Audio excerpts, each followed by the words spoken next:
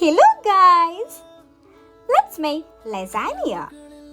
അപ്പോൾ അതിന് വേണ്ടിയിട്ട് butter, samosa sheet, cheese, chicken ഇത്ര സംഭവങ്ങളാണ് കേട്ടോ വേണ്ടത്. ഫസ്റ്റ് നമ്മൾ ചിക്കൻ ഡീഫ്രോസ്റ്റ് ചെയ്തു.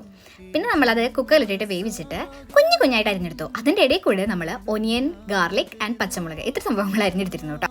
പിന്നെ ഒരു ചട്ടി ചൂടാക്കിയിട്ട് അതിക്ക് ബട്ടറും കുറച്ച് ഓയിലും കൂടെ ആഡ് ചെയ്തിട്ട് നേരത്തെ അരിഞ്ഞു വെച്ചാൽ ഉള്ളിയും ഗാർലിക്കും കൂടെ ഇട്ടിട്ട് നന്നായി വഴറ്റി കേട്ടോ. പെട്ടെന്ന് വഴലാൻ വേണ്ടിയിട്ട് നമ്മൾ കുറച്ച് ഉപ്പും കൂടെ ആഡ് ചെയ്ത് കൊടുത്തു. ആ സമയം കൊണ്ട് തന്നെ അപ്പുറത്തെ ഒരു പാത്രത്തിൽ നമ്മൾ കുറച്ച് വെള്ളവും എണ്ണയും കൂടെ ഒഴിച്ചിട്ട് ചൂടാക്കാൻ വെച്ചിരുന്നു കേട്ടോ.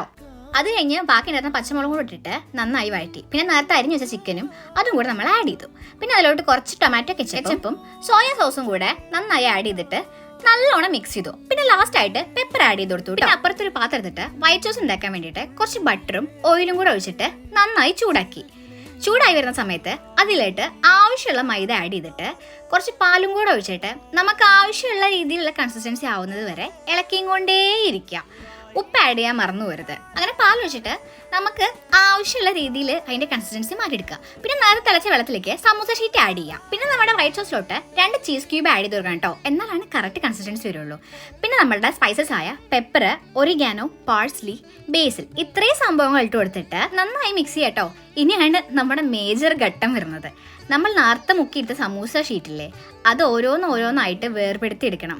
കീറാനോ മുറിയാനോ പാടില്ല. കുറച്ചധികം കഷ്ടപ്പെട്ടു കിട്ടും അത് ഓരോന്നായി കിട്ടാൻ. പിന്നെ നമ്മുടെ സെറ്റിംഗ് ട്രേയിലോട്ട് ആ സമൂസ ഷീറ്റ് ഓരോന്നായിട്ട് നിരത്തി വെച്ചു കൊടുക്കുക. പിന്നെ അതിൻ്റെ മേലെ നമ്മൾ നേരത്തെ ഉണ്ടാക്കി വെച്ച വൈറ്റ് സോസ് ഇല്ലേ, അത് ആഡ് ചെയ്തിട്ട് നന്നായി സ്പ്രെഡ് ചെയ്യുക. പിന്നെ നമ്മൾ ഉണ്ടാക്കി വെച്ച ഗ്രേവി, നമ്മുടെ ചിക്കൻ്റെ ആ സംഭവം അത് അതിലോട്ട് ആഡ് ചെയ്തിട്ട് പിന്നീട് അതിൻ്റെ മേലെ പിന്നെയും വൈറ്റ് സോസ് ഒഴിച്ചിട്ട് വേറെ ഒരു ലെയർ ഉണ്ടാക്കുക. പിന്നെ ആ ലെയറിൻ്റെ മേലെ നമ്മുടെ സമൂസ ഷീറ്റ് ഓരോന്നായി വെച്ചിട്ട് പിന്നെ ഒരു ലെയർ ഉണ്ടാക്കുക. പിന്നെ സെയിം അതിലോട്ട് നമ്മൾ വൈറ്റ് സോസ് ആഡ് ചെയ്യുക. First layer white sauce, second layer ആയിട്ട് ചിക്കൻ ആഡ് ചെയ്ത് കൊടുക്കുക. ചിക്കൻ മൊത്തമായിട്ട് ആഡ് ചെയ്യേ, പിന്നെ ഒന്നും ബാക്കി വെക്കണ്ട. പിന്നെ നമ്മൾ അതിൻ്റെ മേലേക്കിട്ട് പിന്നെയും വൈറ്റ് സോസ് ആഡ് ചെയ്തിട്ട് കുറച്ച് മോസറല്ല ചീസും കൂടെ നന്നായി വെതറണം കേട്ടോ, നല്ല ഒരു ചീസി ടേസ്റ്റ് വരുള്ളൂ.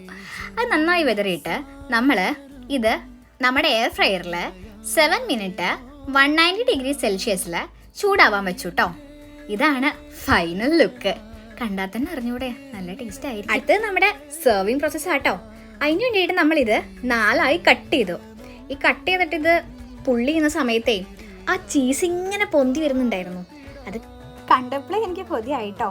പിന്നെ ഒന്നും നോക്കിയില്ല, എടുത്തു കഴിച്ചു. അടിപൊളി സാധനമായിരുന്നു ഗൈസ്. അപ്പോൾ അത്രേ ഉള്ളൂ. Tata bye bye.